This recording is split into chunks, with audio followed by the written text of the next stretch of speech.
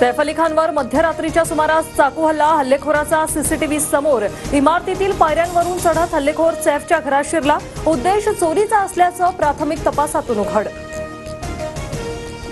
चाकूचा दाग दाखवत हल्लेखोराने सैफ अली खानकडे 1 कोटीची मागणी केली। एफआयआर मधून मोठी माहिती समोर। केअरटेकर लिमाच्या जबाबात 1 कोटी मागितल्याचा उल्लेख। सैफच्या घरात शिरणाऱ्या एका आरोपीचं लोकेशन सापडलं। आरोपी प्रभादेवीत असल्याची माहिती।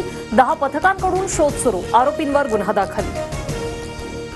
देशातल्या मेगा सिटीमध्ये मुंबई सर्वात सुरक्षित, मात्र काही घटनांमुळे मुंबईला असुरक्षित म्हणणं हे चुकीचं।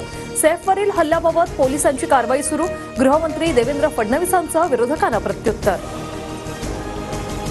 मुंबईतील कायदा सुव्यवस्था ढासळते, मुख्यमंत्र्यांनी गांभीर्याने घ्यावं। सैफ अली खानवरील हल्ल्यानंतर शरद पवारांची गृह खात्यावर टीका। सैफ अली खानच्या घरातील केअरटेकर लिमाची पोलिसांकडून 5 तास चौकशी।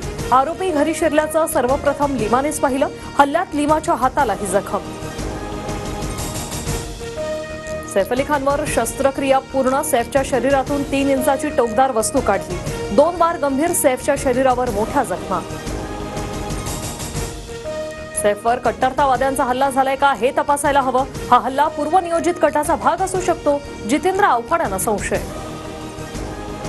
सैफवर हल्ला खून नव्हे तर चोरीच्या उद्देशाने। घटनेला धार्मिक रंग देण्याची गरज नाही, योगेश कदम यांची स्पष्टोक्ती। मंत्री धनंजय मुंडे 2 दिवसांपासून परळीत। पंतप्रधान मोदींनी आमदारांसोबत घेतलेल्या बैठकीलाही दांडी। मंत्रिमंडळाच्या बैठकीलाही मुंडे उपस्थित राहणार नाही। वाल्मी कराडच्या जामिनाला सीआयडीचा विरोध। कराड बाहेर आल्यास पुराव्यांची छेडछाड करू शकतो। देशमुख कुटुंबियांवर दबावही टाकण्याची शक्यता। जामीन अर्ज फेटाळून लावण्याची सीआयडीची मागणी। आका 17 मोबाईल वापरायचा, दर महिन्याला ठराविक लोकांना पैसे द्यायचा, तो काही करू शकतो। आमदार सुरेश धस यांचा वाल्मिक कराडवर रोख। पत्नी मंजिली कराडच्या आरोपांवर भाष्य करण्यास मात्र नकार। माझी खुली किताब। मंजिली कराडांना माझ्या गोष्टी उघड करू द्या, मी उत्तर देईन। वाल्मी कराडच्या पत्नीने केलेल्या आरोपांनंतर बजरंग सोनावणेंचं प्रत्युत्तर। हार्वेस्टर मालक शेतकरी खासदार सुप्रिया सुळेंच्या भेटीला। वाल्मी कराडने बारामतीतील शेतकऱ्यांचेही पैसे बुडवल्याचा आरोप। मुख्यमंत्री लाडकी बहीण योजनेचा पुढचा हप्ता 26 जानेवारी पूर्वी मिळणार।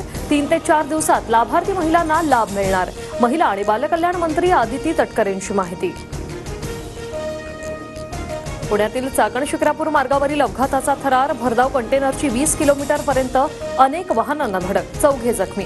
पाठला करत चालकाला पकडलं। संतप्त नागरिकांच्या मारहाणीमुळे चालकाची प्रकृती चिंताजनक। महाकुंभात डुबकी लावल्यावर त्वचारोग होत असल्याच्या तक्रारी। भाजपच्याच मुनगंटीवारांकडून गंगेतल्या प्रदूषणावर खडेबोल। रामतेरी गंगा मेली झाल्याचं बघावं लागणं खेदकारी असल्याचंही विधान।